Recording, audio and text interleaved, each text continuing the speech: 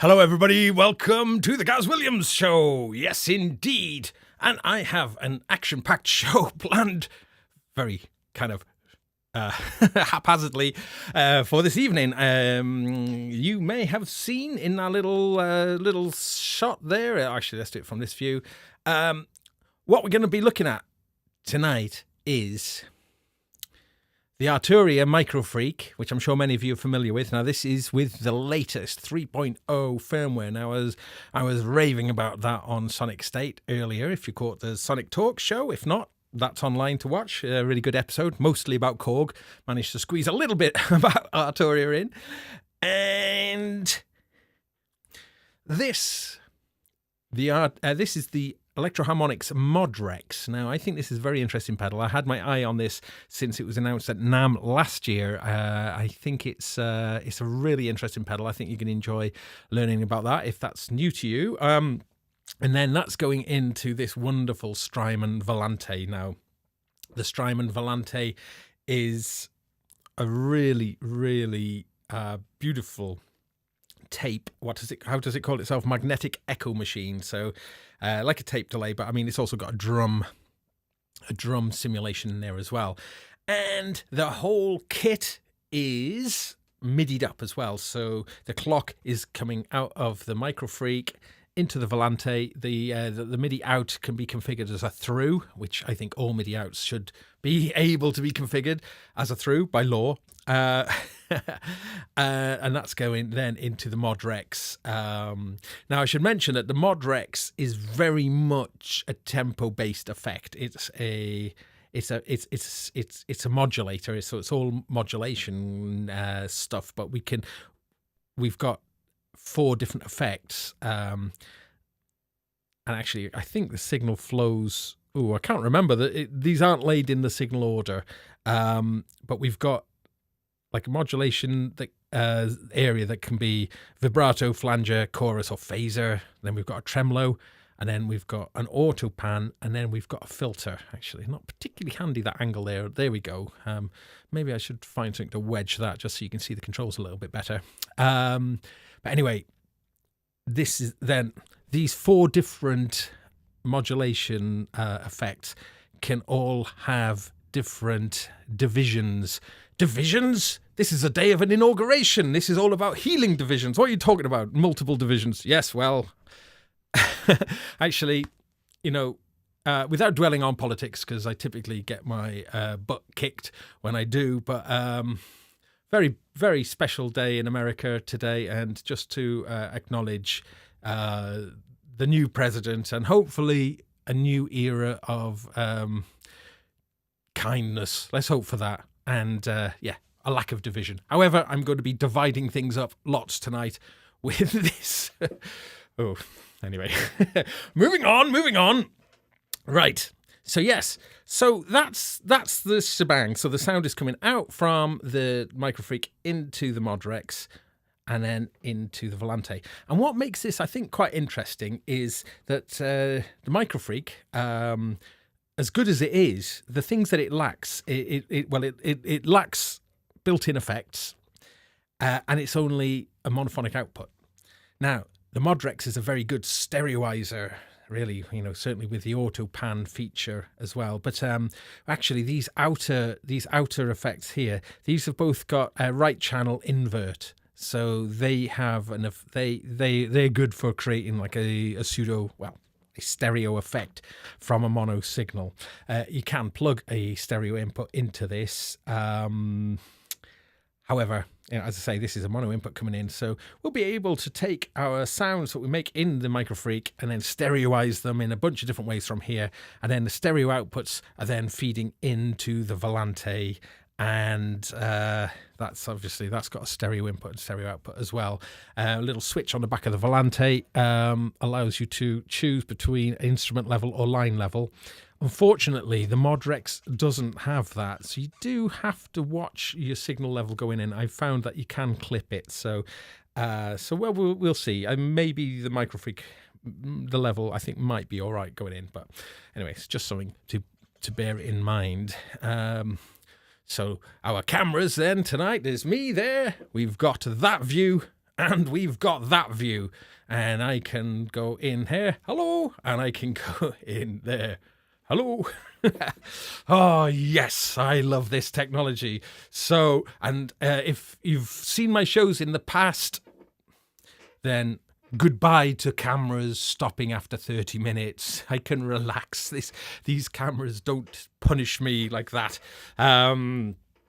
Right. Mike is asking in the chat room, when will we see my take on the Isla S2400? I did actually show that very briefly on Sonic State. That will be coming. I want to really learn it inside out before I do that. I've got a whole backlog of stuff I'm working through, so but it will be coming. It's something that I think it's really good. First impressions, very strong. Now that's a sampling drum machine. Well, not necessarily drum machine, but more about that later. Okay, nice to see you. Nice chat room filling up with loads of friends. And if you're new to the show, welcome, and please subscribe if you haven't already. I really appreciate that. In fact, my goodness, I am just a few people away from 15,000 subscribers. I think the last I looked, I think there was about 10 to go. So if you haven't subscribed, go on. It would make me so happy. That's it's just numbers. It doesn't really mean much really, but it would make me happy if you want to do that. Anyway, so, right. Before diving in onto this stuff then, what do I want to say?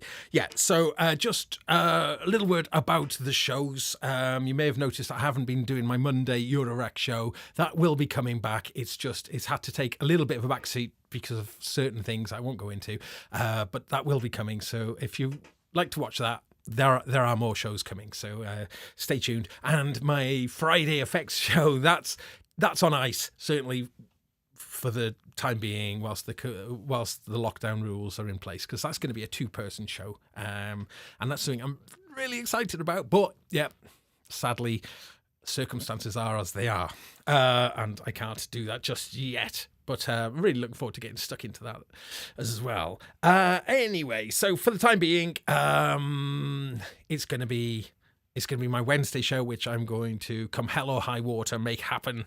I wasn't 100% sure I was going to do it today, but people in the chat room during the Sonic Live Sonic Talk show convinced me to do that. So this little arrangement here was something I have been thinking about doing. So it just kind of brought that forward a little bit. Right then, Wagyu in the chat room, the man. Yes. Right. Oh, it's great to see so many friends there in the chat room. It really makes all of this business so much more fun. Yeah. Okay. Oh, Inverted Popes, glad to hear. Enjoyed you like the Monday Modular Show. Thank you. I mean, it really has been, well, as most of my shows, pretty haphazard and pretty mostly failing along the way, but kind of getting somewhere. And the great Geert Bevan, now head of software at Moog Music, shared a TED talk recently, which was about a guy talking about the values of failing. And I was like, yep, I can relate to that. Don't be afraid to fail, And actually, when you fail publicly, you kind of, you learn a lot. It's good for the ego. I'm definitely full of flaws. So, make that public. Right then. Anyway, without further ado, let's get stuck in. Okay. Right. Let's have a look. Yeah, okay, I'll stay on here first. So the first thing we're going to do is we're going to have a little listen to these new oscillators that are part of the 3.0 update for the Microfreak.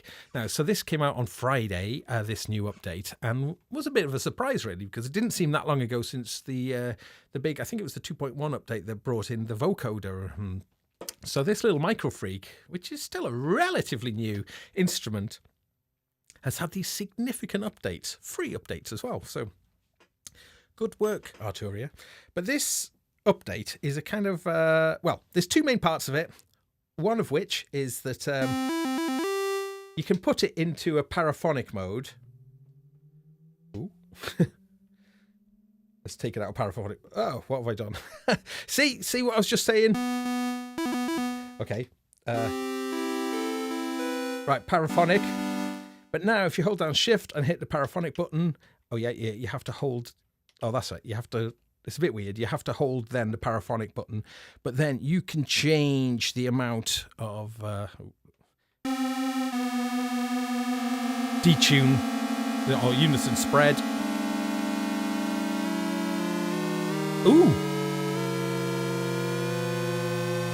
that's the thingy, that's a THX sound we'll get in there.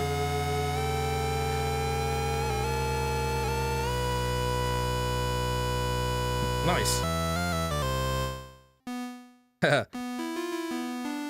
So that's just using the basic preset patch, which is using the first of the oscillators, which is called Basic Waves. Now, I'm going to assume that most of you will be familiar with the Microfreak, so I won't go into it too much. But if you are new to it, it's a digital analog hybrid. You've got digital oscillators that get fed into an analog filter, and you've got like two envelopes and an LFO, but this envelope is called a cycling envelope, and you can change it from being a standard envelope to a looping envelope, and so essentially becomes like a complex LFO.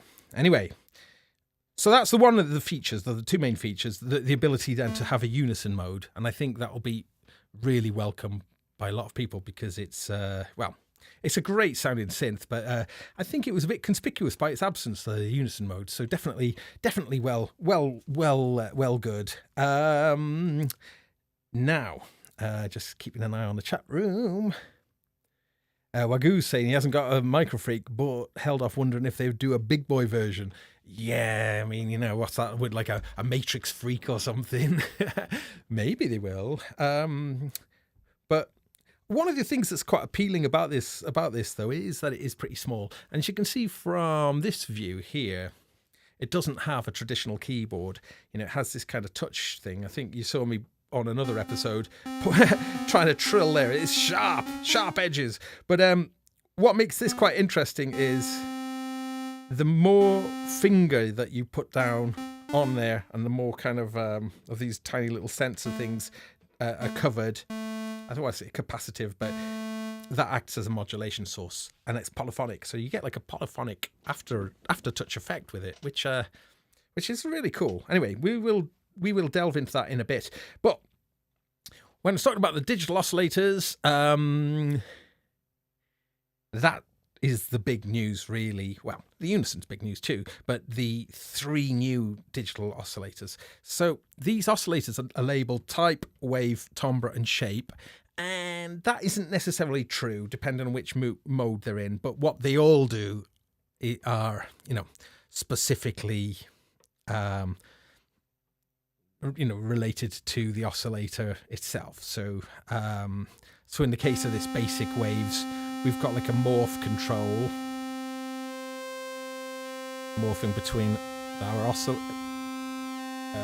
What's that then? It's a timbre. I think this just brings in like a sub oscillator. So those names don't necessarily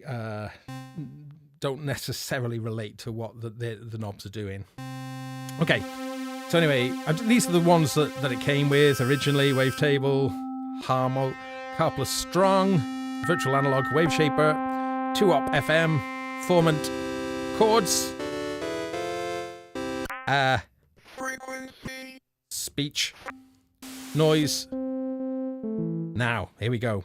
We get into the noise engineering. We got 3 oscillators from them called Bass, Saw X, and Harmonix. Now, they kind of work mostly the same. I think that the shape brings in this kind of noise source that's oh god, these do sound good, you'll see now. Just checking with the chat room because I'm going to miss out details. So yeah, feel free to ask any questions. Hopefully we'll see those questions. Right, let's see, which one are we on now? Bass. Let's get down into the bass range. Filter fully open. Let's take the resonance off. Okay, now let's play with these settings here. Saturate.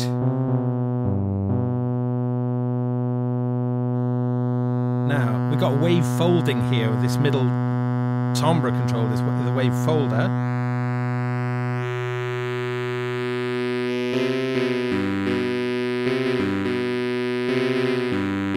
And then this shape brings in this kind of noise source.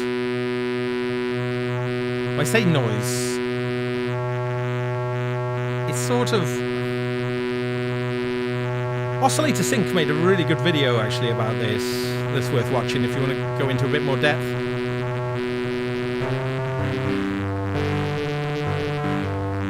Oh, they sound great, these.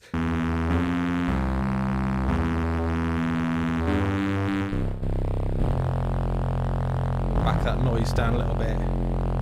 Whoop.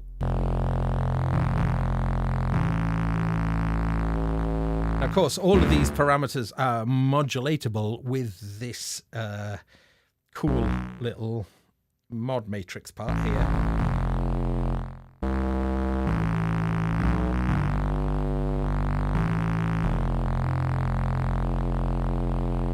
So for instance then, if I want on the matrix then, I'm going to go to, oops, I did that wrong straight away. Let's turn that one off. Just remember how to do it.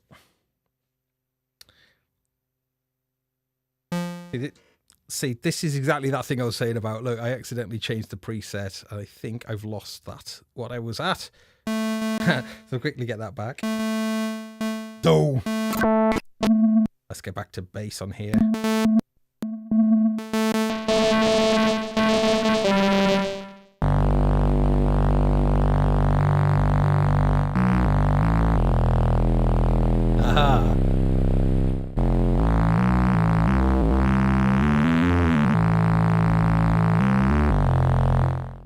So good.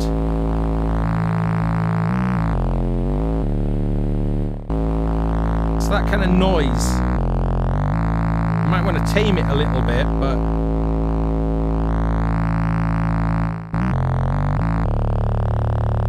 it's like when the term organic is used, it's kind of odd, isn't it, when you're talking about electronic instruments? But it sort of feels apt in a way, and I think the movement in the sound certainly makes it sound less digital, certainly. I mean, but of course, bear in mind the D to A process that happens in the Microfreak obviously happens prior to the filter, so we do get that lovely analog filter anyway.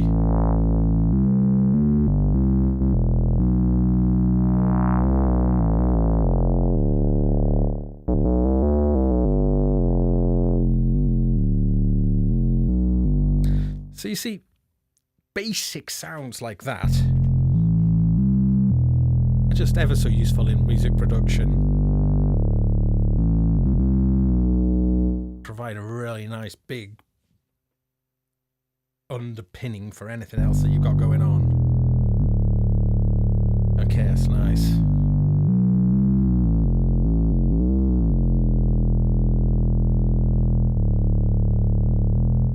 Matthew Weiner in the chat room is saying Stimming shows in his review how the Microfreak is the lightest synth in its class, making it the most portable, as well as the touch plate being much more responsive than mini keys. Yeah, that's a very good point. You know, they are. It is an acquired taste, this kind of thing. You know, that's the you can pitch bend there. Yeah.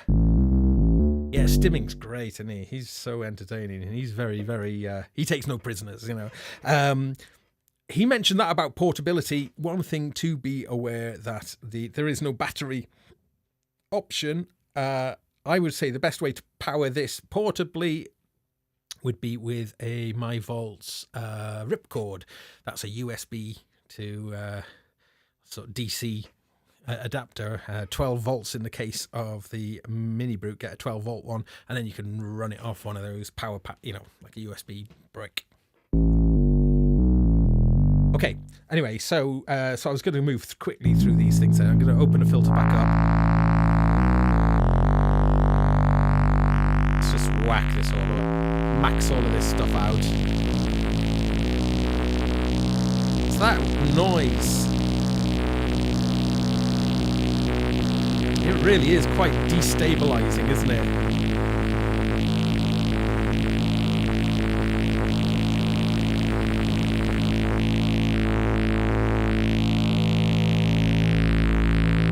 I don't know much about noise engineering.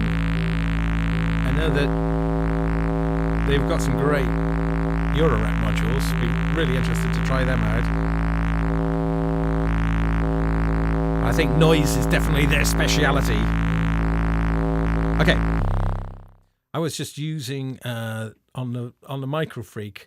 There isn't a sustain pedal input. I guess it doesn't make an awful lot of sense with such a small keyboard, but there is a hold. And again, I almost feel that that should be a standard on every keyboard, every synth. Quite a lot of synths, though, they do have, when you set the amplitude envelope, you set the release on full, will make it an infinite release, hence like acting like a sustain being on. So of course this hold control will hold the arpeggiator. Now Microfreak has an arpeggiator and a sequencer, which is super cool. And of course, if I got my arp on the go, look mum, no hands.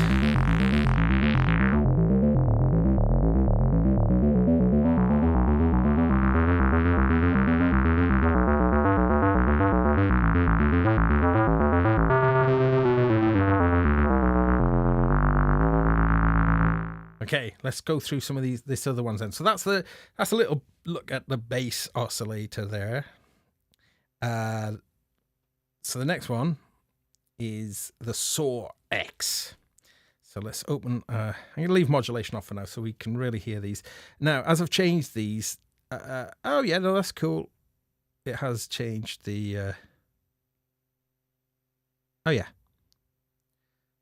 That's right, yeah. So it does remember what the settings of the last oscillator that the type that you've just used. So like when I turn it back then to the bass one, we can see that the settings were as they were, and yet going to the new one now, they're kind of reset, they're all plain.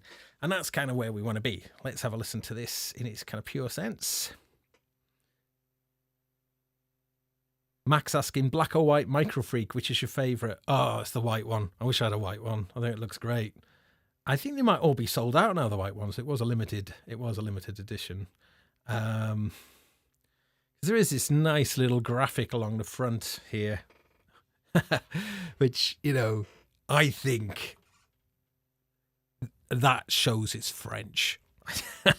You know, art. The French, I'm a Francophile, I got to be honest. You know, art is life. They don't separate it. It's all part of being alive.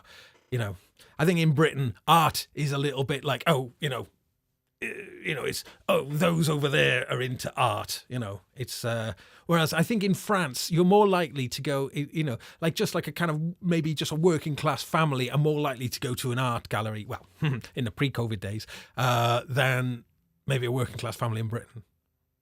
I reckon that's true. I think that it seems that art is just, you know, and the government in France really support the arts. No, don't get me started. Yes, musicians have been absolutely shafted in Britain. You know, it's terrible. It's so bad. This to do with with Brexit and us being able to play in Europe. Anyway, that's for another rant, but it's really not good. We've got a terrible, uncaring government. Anyway, so now, you see this is the Saw X. And that is fat as well, you know.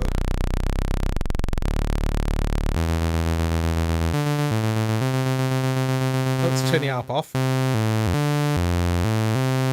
Now we'll go through those settings again here. So here, this is Saw Mod.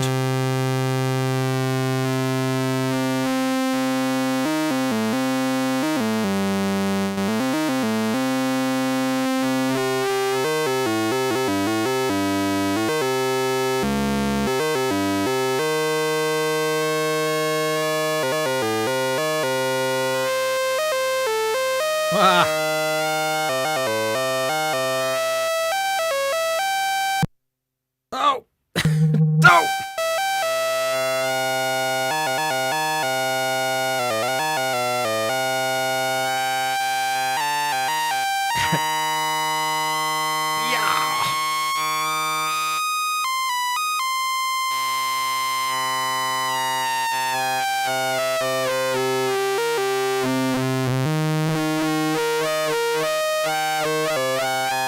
So you can hear these oscillators have got these new ones, especially, have got enormous range within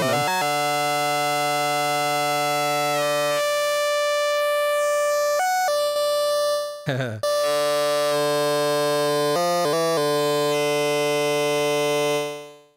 So this is the shape, which is on the timbre control, not the shape. So yeah, as I say, I think shape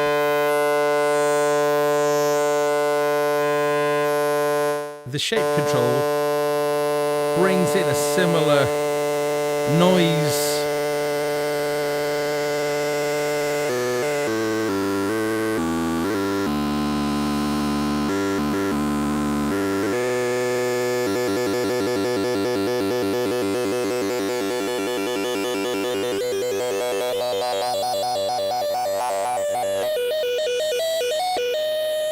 You've got no modulation going on at all, you know, this is just the raw oscillator.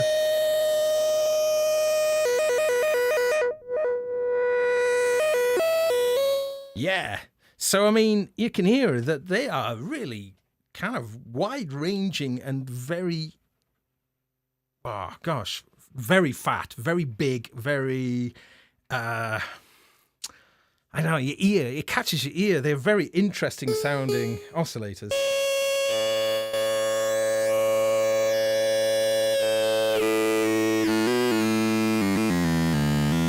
Nice. Okay, so, and then the final one. It's a good little animation. You see that when it happened, when you change that. So you see the noise engineering logo just appear briefly. So this one then is the harmonic one.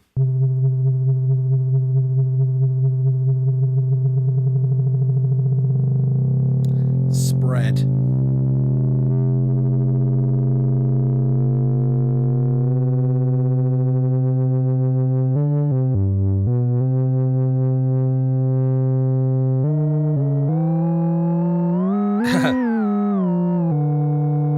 Rectify.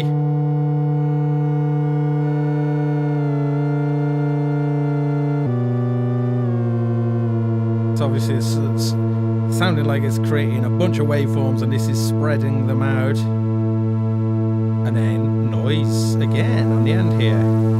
Oh yeah, look at that.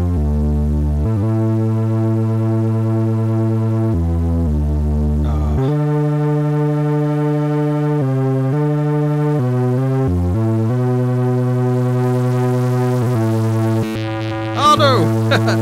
Right, yeah, okay.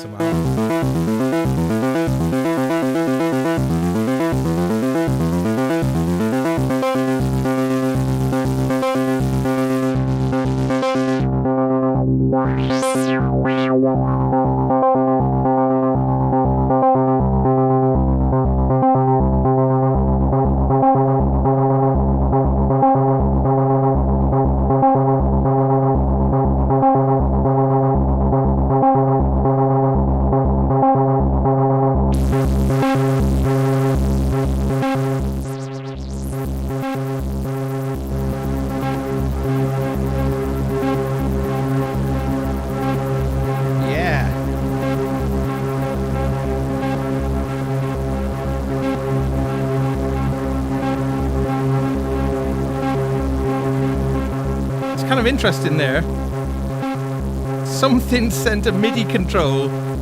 So I sent a some MIDI on command there that turned out delay on. Okay. Yeah. So, right then. Okay. Just checking chat room. Always gotta, you know, there's so much action happens in the chat room that I miss out on. It's like it's sort of like inviting people to your own party and then kind of sitting in a room on your own. Well, so the action happens elsewhere. Anyway, so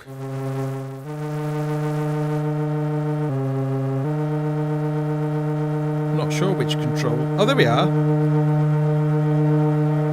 So the envelope attack is turning my delay on and off. I thought something a bit cool happened then.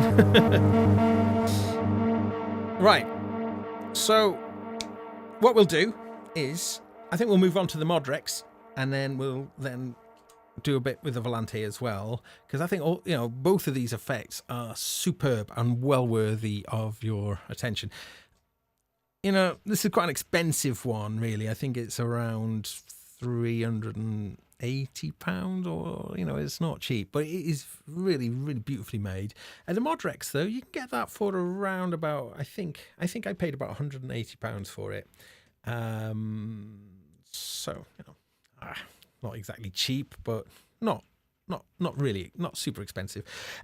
So I think what I'll do to give the Mod Rex its sort of to give that its kind of starring role is well, first of all, let's just set all the divisions to be. Yeah, and I'll talk about the control system on this because it's a little bit odd, but it's all right. You get the hang of it pretty quickly. Okay. One thing that is worth noting, though, is you can plug a foot switch into this or click. So it will take a clock. Sorry, I say clock. It will take an analog clock, so you can sync this to modular gear or whatever, with a clock. I'm using MIDI, and this thing really is about tempo. I mean, there is a tap tempo as well, so if you're using it without a clock, but it's not the greatest effect unit. If you were to use something that without the clocking features, that it really is about that. So much so, you can see here, it's called a polyrhythmic modulator. Yeah. Okay. So what I'll do then is let's just get an initial patch up. In fact, I'm going to start with just an initial patch. I think it's probably easiest thing here. Well, to make it a bit more interesting, let's use one of our new modulators.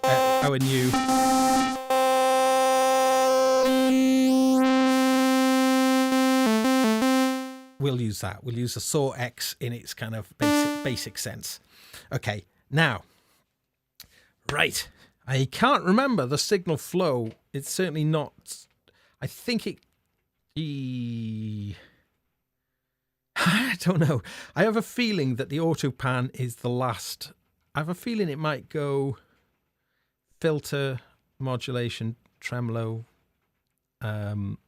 auto pan, I think. One thing to note with this, which is quite cool, because I'm using it in stereo here, but if you were using it in mono, you'd think, well, that would rule out using an auto pan. But the auto pan, it will switch if it detects that it's mono. It will just become another tremolo, but it will be inverted to this tremolo, so you can get some quite interesting multi-tremolo effects. I'm just going to try and find a little thing to wedge. I'm going to prop this up. Find something.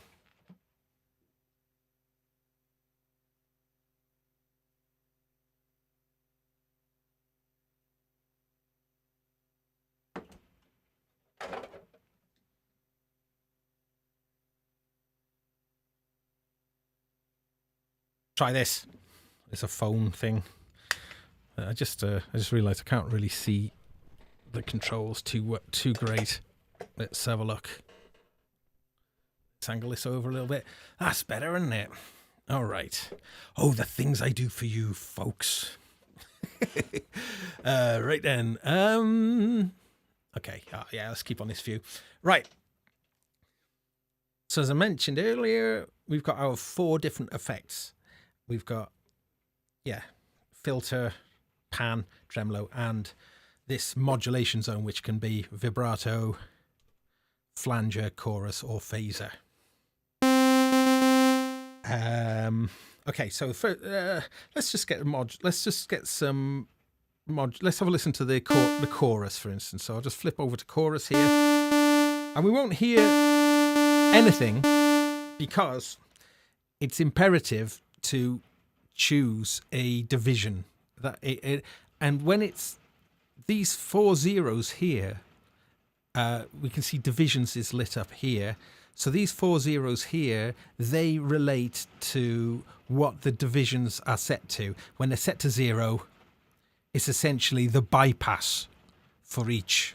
So this is in let's enable the effect. The effect is enabled, but it's going to do nothing because all 4 is absolutely leathering it down out there. If you can hear, there might be some rain noise creeping in. Apologies for that.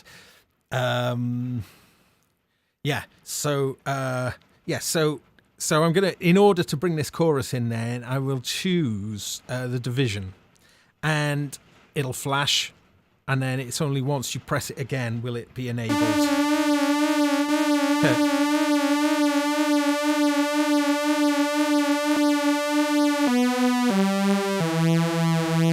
Now,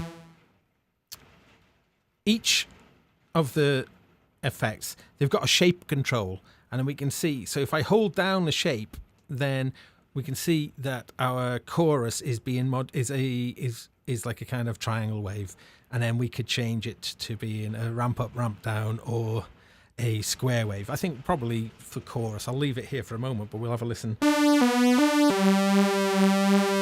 So then on these smaller controls, depth, and then feedback, which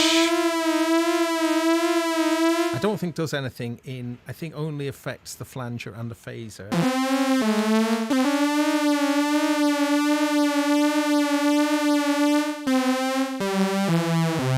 Now, it's mono at the moment, even though it's coming out in stereo, because the effect isn't doing anything. But if I invert that right channel, then we get some cool stereo effect. We get into stereo land then.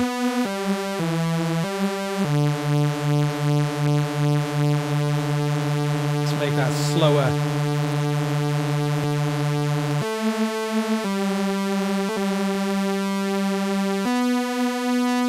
So I think a slow modulated chorus there makes a bit more sense. Okay, I'll just quickly go through these. So phaser.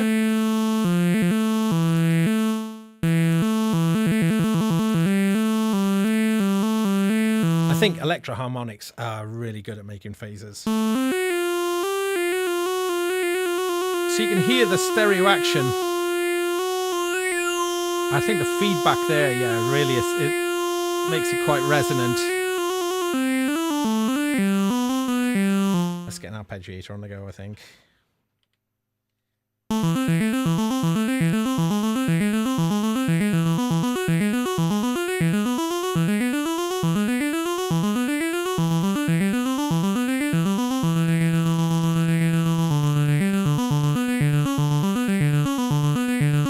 Okay. So let's try changing the division now of that.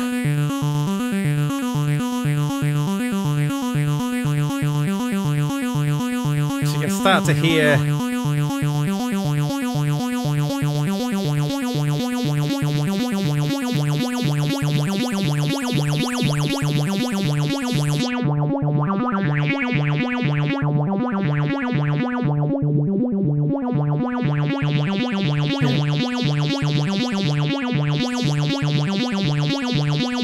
Yeah. And let's go even faster with that then.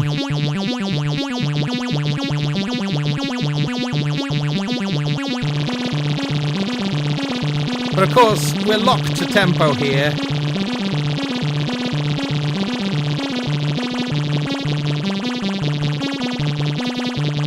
Now, one thing to notice though, it does mention this in the manual. If I was to view the tempo,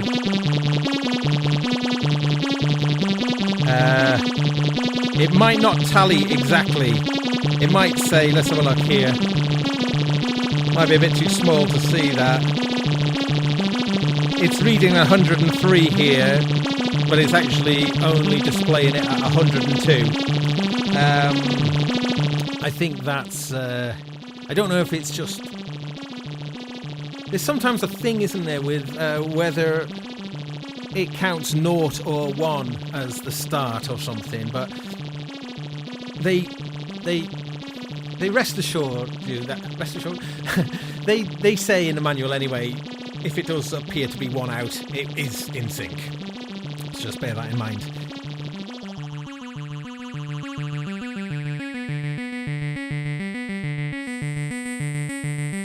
Again, take out the invert, goes to mono again. The depth obviously increasing. Okay.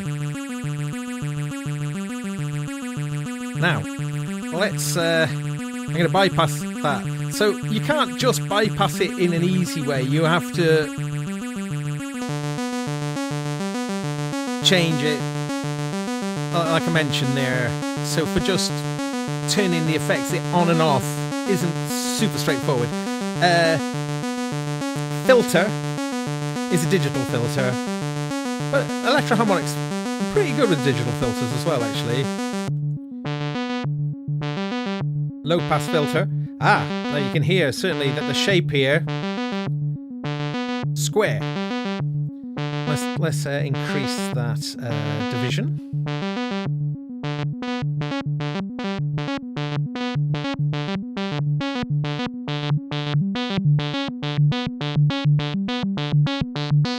Depth and resonance. Again, we can invert the right channel, and that gets interesting now. So this whole thing is, you know, it's kind of let's turn that phaser back on again now. So I just need to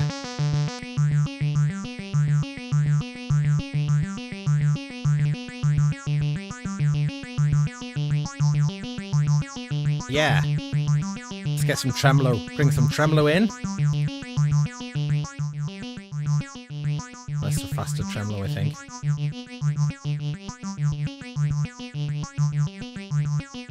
So the different effects, when I've been messing around with this, will have, depending on the depth of each one, you know, like the tremolo can get a little bit lost.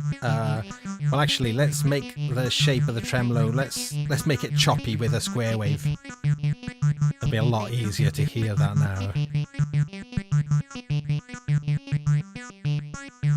And finally, let's bring some auto pan in. So if I was to take out the inverts there, so we're getting, so the stereo action is just coming from the pan effect here. And actually, let's change the shape of this so it's kind of, so it's just going to act as a ramp. Slow it down. Actually, let's try it as a slow.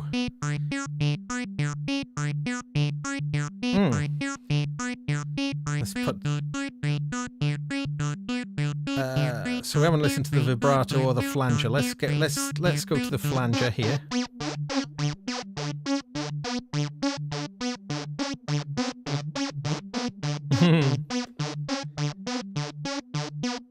Yeah.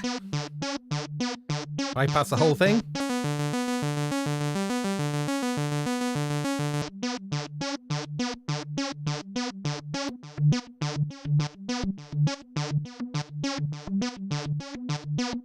That's going to make the tremolo. Let's try that as a ramp instead. Whoops.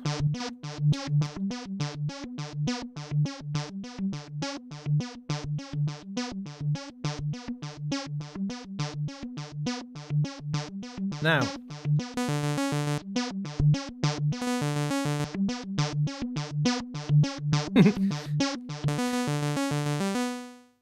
yeah, so you can hear that it really can drastically change the sound. And when you're absolutely dousing a sound in effects, then a lot of the nuance, in this case, of the Microfreak kind of get a bit lost within such a big, a big affected sound. What I found so far with the Mod Rex is that just actually using it in a much more subtle way is quite rewarding. I've been doing some tracks with it synced to the computer, and every layer has gone down. I've been using it on like stacks of things, loads of guitars, loads of synths, and some vocals as well.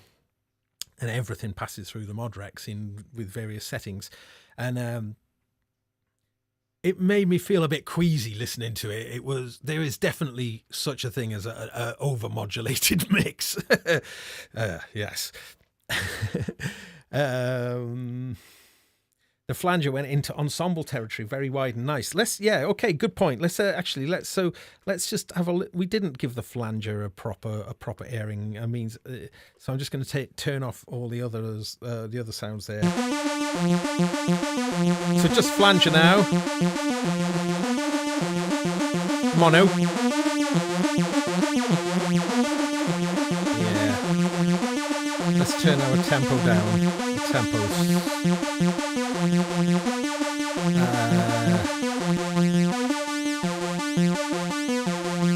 Cranking it right up now. Let's go as slow as it can go.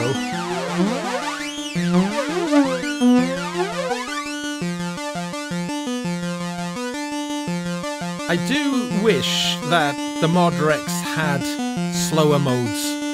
So the slowest mode it can be is essentially a minim, 4 beats long. I'd love it if you could do that, like bar divisions. I don't think you can. I'm fairly sure you can't, but yeah.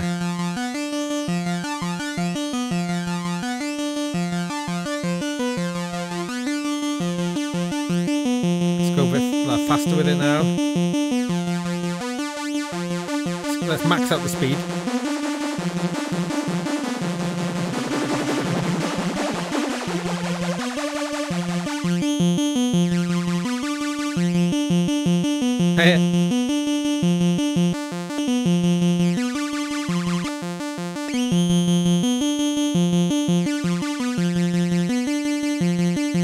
So shapes.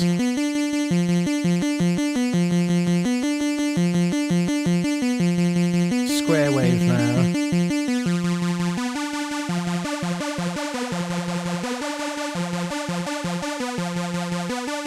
I should have plugged a drum machine.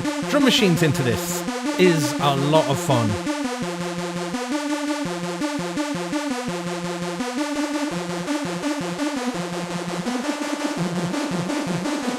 Let's get some auto pan on.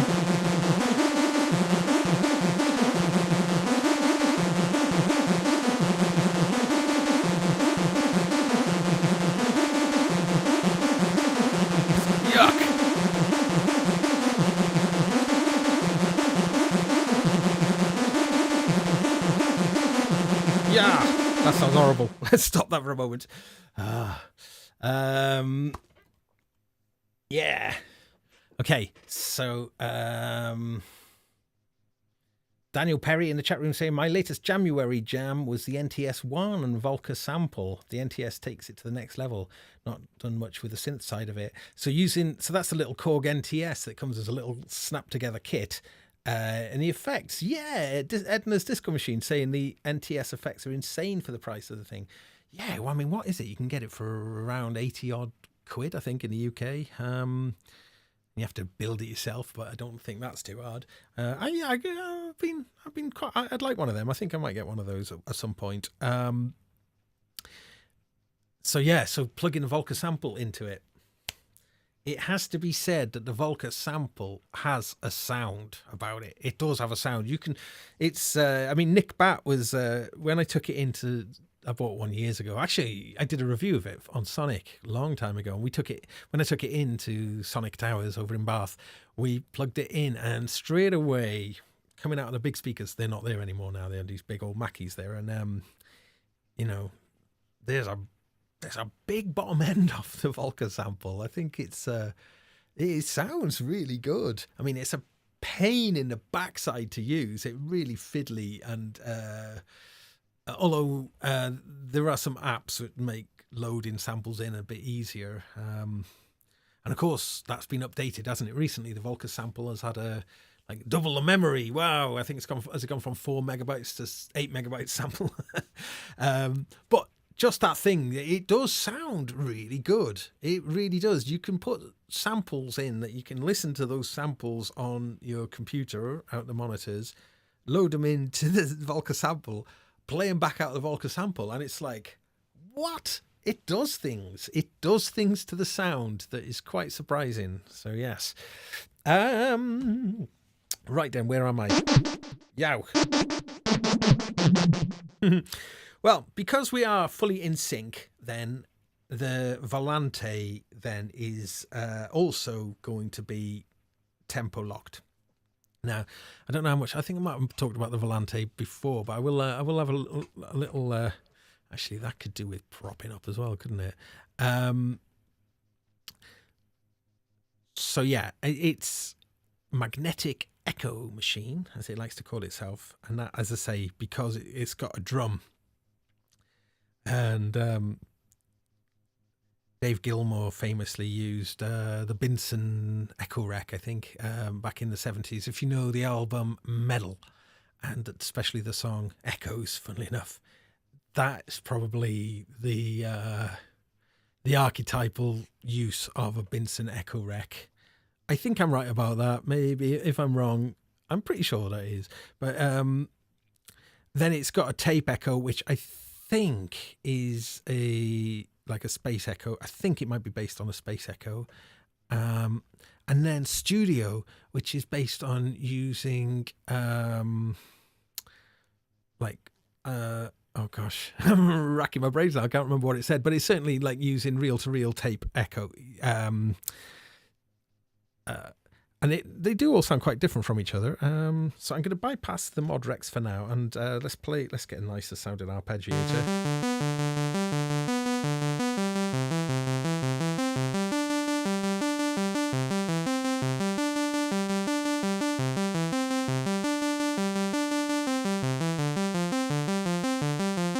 Okay. So listen, now. Oh, why can't I turn those heads off?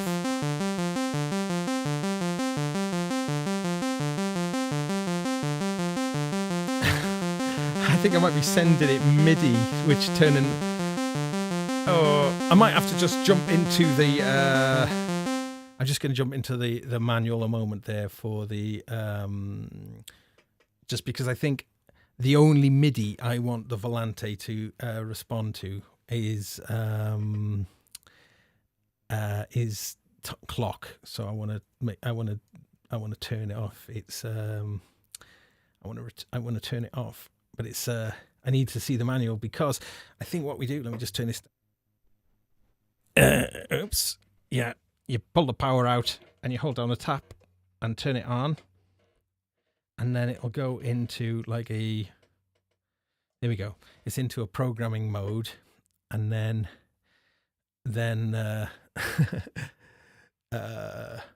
one of those will turn off the MIDI. Okay, bear with me. Unless anyone happens to know off the top of their head which of those buttons it is to press. Oh man, I tell you what, I got so much gear here. It's so hard to remember kind of abstract things like that. Let's have a look. Power up modes, page 14. Ah. Apologies for this. But anyway, yeah, so the basic principle of the Volante is that there's 4 different playback heads, and underneath that you can see that there's feedback switches which allow you to they allow you to to turn on whether the different heads feed back or not. So that's quite an interesting idea. Right, let's have a look. Respond, ignore MIDI expression. Not MIDI expression, that's not what we want. We want to just turn off MIDI. Turn MIDI clock. Oh, maybe you can't. This is one of these things where you need a clever little MIDI box, like a RetroKits box that can filter out. Oh, I could just set the MIDI channel, couldn't I? I could just change the MIDI channel. Yeah, that's the easiest way to do it. Turn and record level. So look.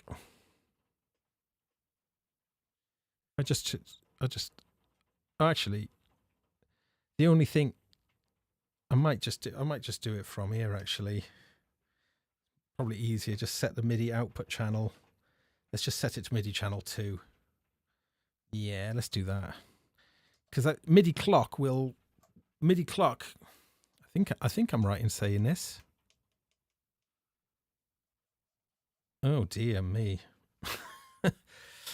MIDI clock will be read on all channels, but only MIDI, CC values or notes will go out on the designated channel. So I'm going to go out on MIDI channel.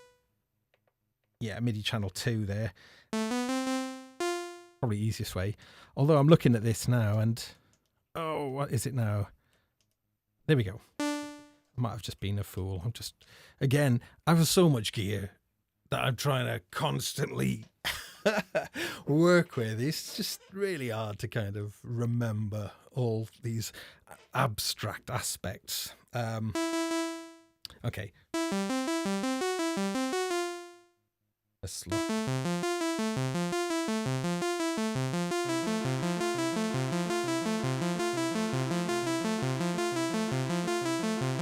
What am I doing wrong on this now?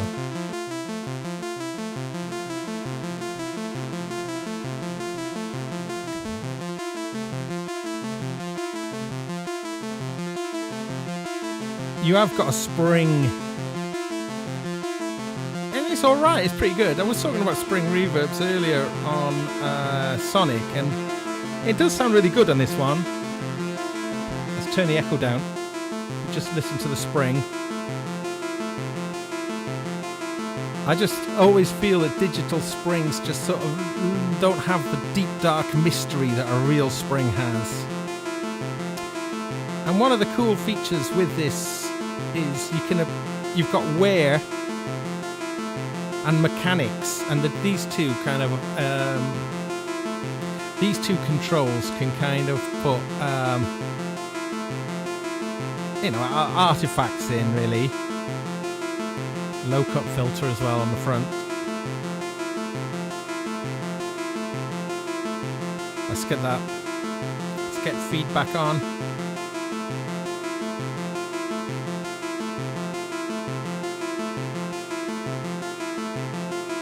I can't remember why I've disabled those heads, but I've done something. Let's bring those echoes in now.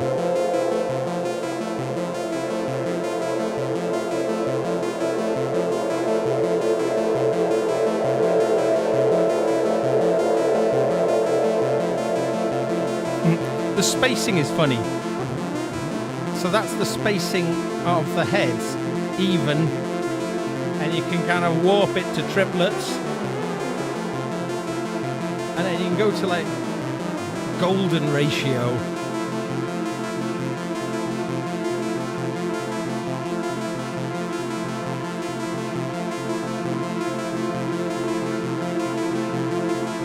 Oh, I can't remember why those are. Oh, there we go. There we go.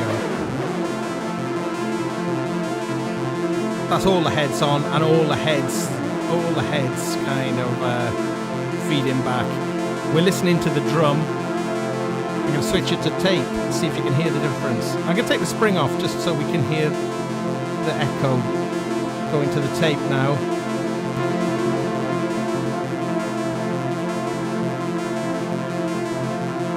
And then to the studio. There's more kind of top end on the studio, isn't there? Tape, softer, isn't it? And then drum. It's kind of hard to hear them being that characterful, but they do sound different. Bringing the spring back in now. Now I'm going to bring in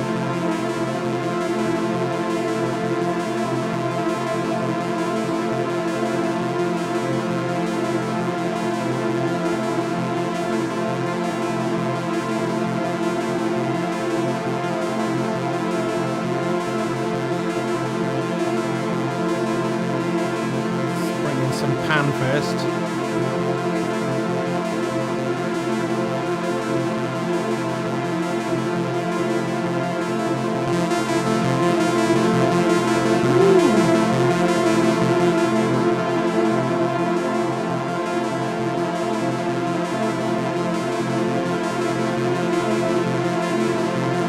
Let's bring in our phaser.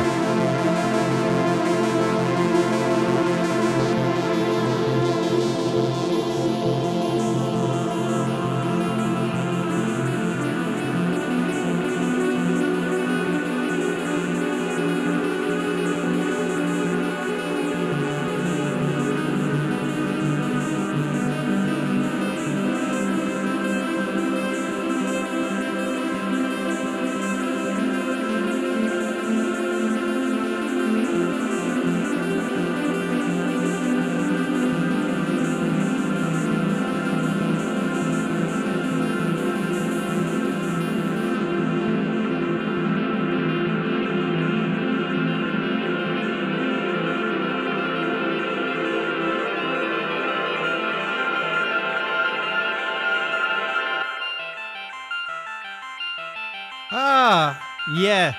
It's still responding to MIDI, isn't it? I don't think I've managed to...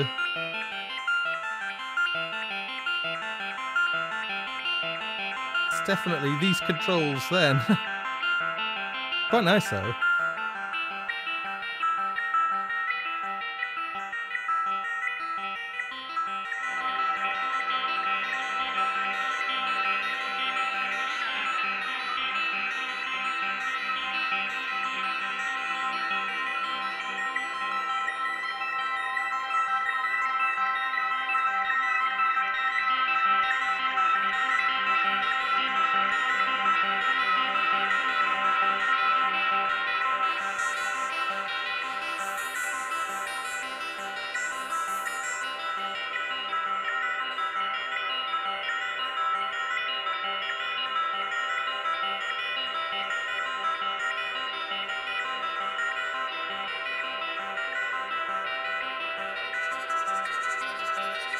We're using a cycling envelope to affect the cutoff.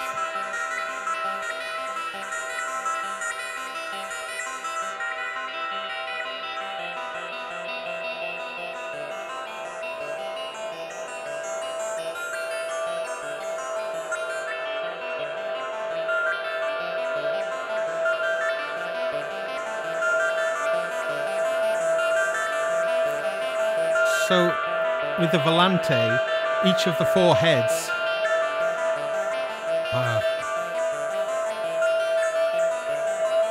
if you hold down the feedback control and then change the pan at a time, it'll change the pan position of that head.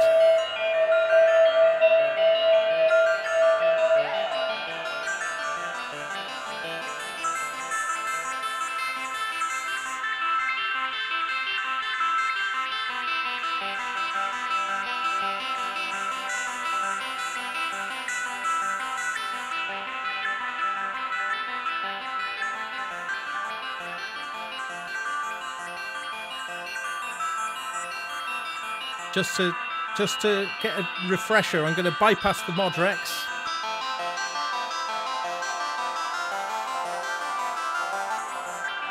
I'll bypass the Strymon.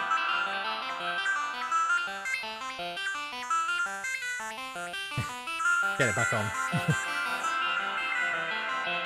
But having them all synchronized is so nice. It just makes everything sound really kind of, well, beautiful, really, I think.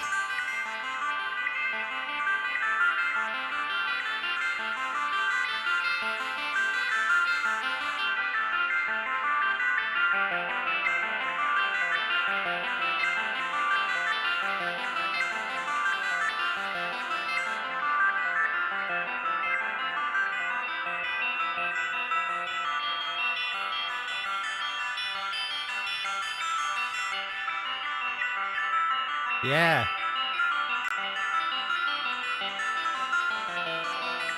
Dom. Hiya, Dom. 3 great. Oh, newfound love of subdivisions after last. Yeah. I was banging on about Rush subdivisions on the show that me and Dom were on Sonic Talk last week. Oh, that makes me so happy. Well, all 3. Yeah. Great to see you, man. Thank you so much. That's made me dead happy.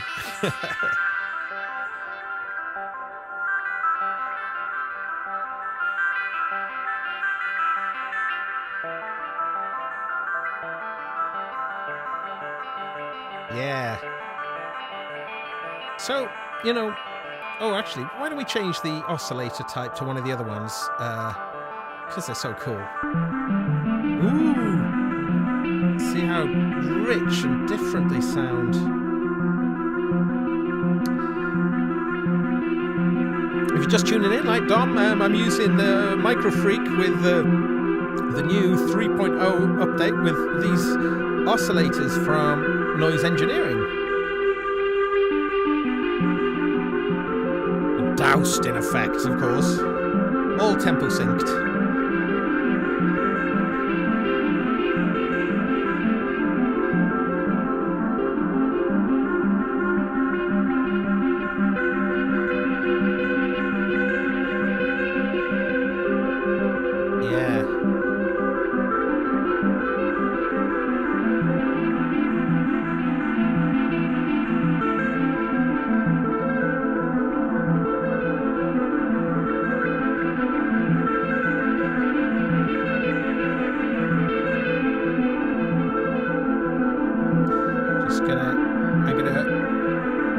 Pressure.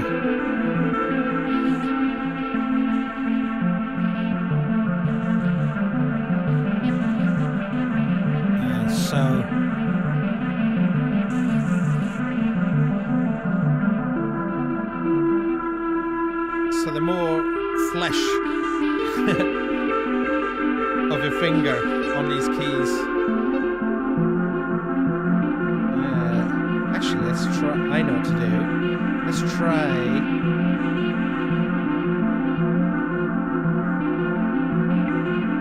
Let's see what this does.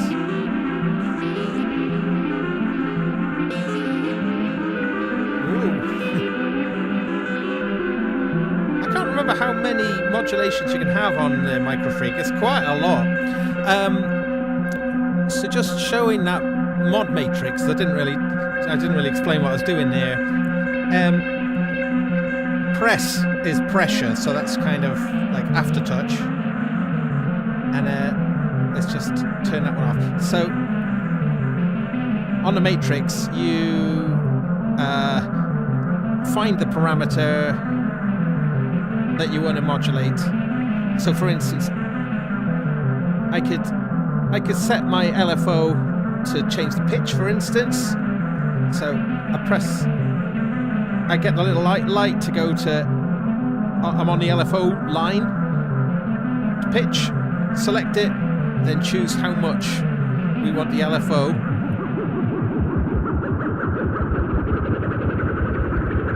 And these LFOs, you can toggle whether it's synchronized or not. You can just about see that light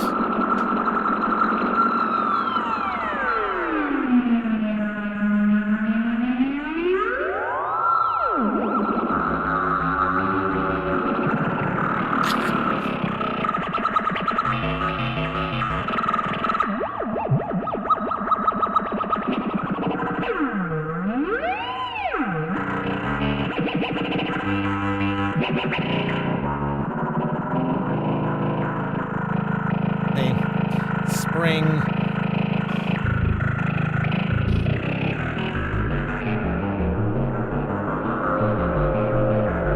You've got a looper available on the Volante, so if I make this as our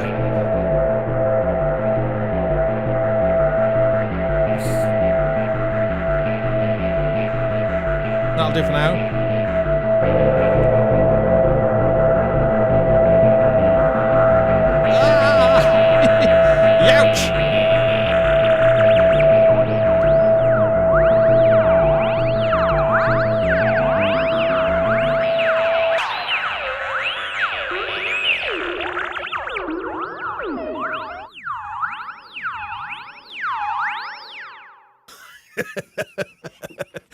All right. Thank you so much for sticking around. I mean, because obviously this stuff is a lot more fun for me than maybe to listen to. But no, it is. It's a really cool little setup. These three together are just. It's lush. Now, I'm going quite heavy-handed on things to kind of demonstrate things a little bit, but. Yeah, this Mod Rex is certainly worth checking out. I think I think it's quite interesting when guitar, ostensibly Electro Harmonix make pedals for guitarists mostly, obviously not entirely, but every time that they delve into the more kind of synth area, guitarists they can be really like, ooh, you know, they're a bit nervous of terms like LFOs and envelopes. Not all guitarists before you start, shouting at me. But I think like a pedal like the Mod Rex, really, I mean, us synthesizer nerds are gonna just understand it really quickly. But guitarists can be a little bit apprehensive. In my experience, I find that guitarists can be a little bit stuck in up to 1973. It's almost like any guitar technology up to about 1973, they're down with. But as soon as you start getting a little bit more fancy, they can be a little bit nervous. Maybe that's not so true these days. I think it maybe used to be more true. But of course, something like the Mod Rex is a big, many aspects of a synthesizer there, I suppose. Most aspects of a synthesizer in well, no, not most aspects, but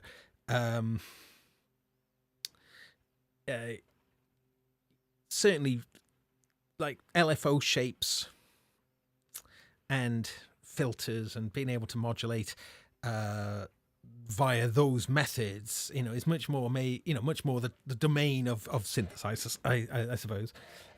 Native VS Space Echo was 1975, and they're mostly fine with those. Maybe, yeah, okay. I'm gonna update my little thing there to 1975. Yeah, but I think we have moved on a little bit. It's a little bit like the old analog digital debate, really. For most synth heads, we've kind of moved on from that.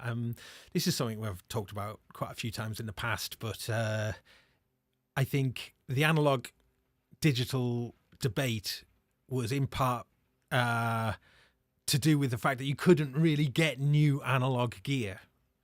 Now you can. In fact, there's more analog gear available than, certainly synths, than there ever was. I mean, like in the 1970s, if you wanted an analog synth, or you wanted a synthesizer, and it pretty much had to be analog, then you had a choice of a Mini Moog or an ARP Odyssey, or maybe a 2600,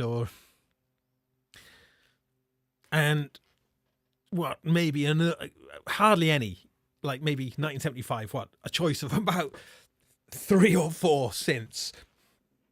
I mean, Harry Turner Project saying he watches the pedal show and it's still very much alive. Yeah, okay. I shouldn't mock guitarists. I consider myself a bit of a guitarist, more of a bassist, really.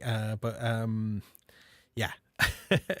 I am going to be doing my pedal show though with a fabulous guitarist who is yeah, I think it would apply to him a little bit. He is a bit cautious of new technology, but is a mad pedal fiend. I'm looking forward to introducing you to him because he's such a cool dude. But yes, that will be when we're allowed to do it. Anyway, I think I'm going to probably sign off shortly because I don't want to outstay my welcome.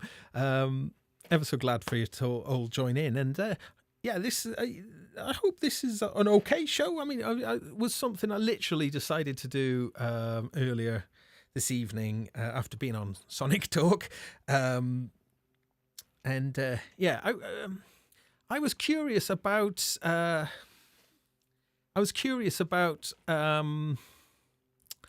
this pedal and whether, you know, about doing a review of it. Maybe today is enough, really. I don't think we need to do another review of it, but that's why I've kind of held off with it. It was, but it's been out a while, so well, I say a while. It's been out a year or just under a year. So, but you know, it's still fairly new to me. It's something that I'd eyed up for a while, and but yeah. Anyway, I'm going to sign off. Thanks ever so much again for tuning in. Please subscribe. I've got to get I can get to 15,000 subscribers.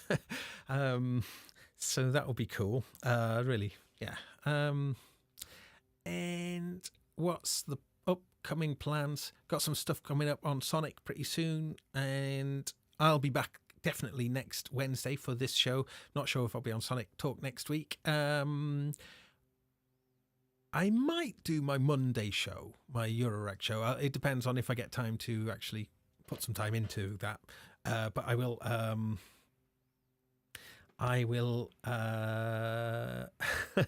yeah, I'll let you know. Thank you so much. Hey, I see your head's telling me I've got 15k. Woohoo!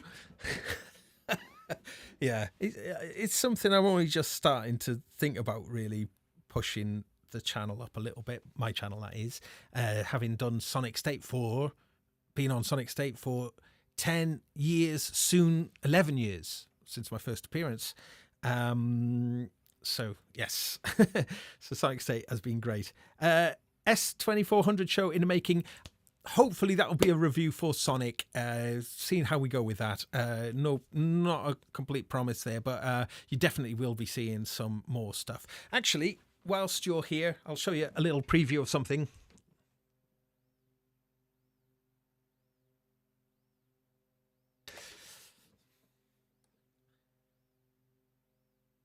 This. Some of you might remember. God, this thing is heavy. Ugh. Yes, a MIDI foot controller off between the Roland. It's like a tank.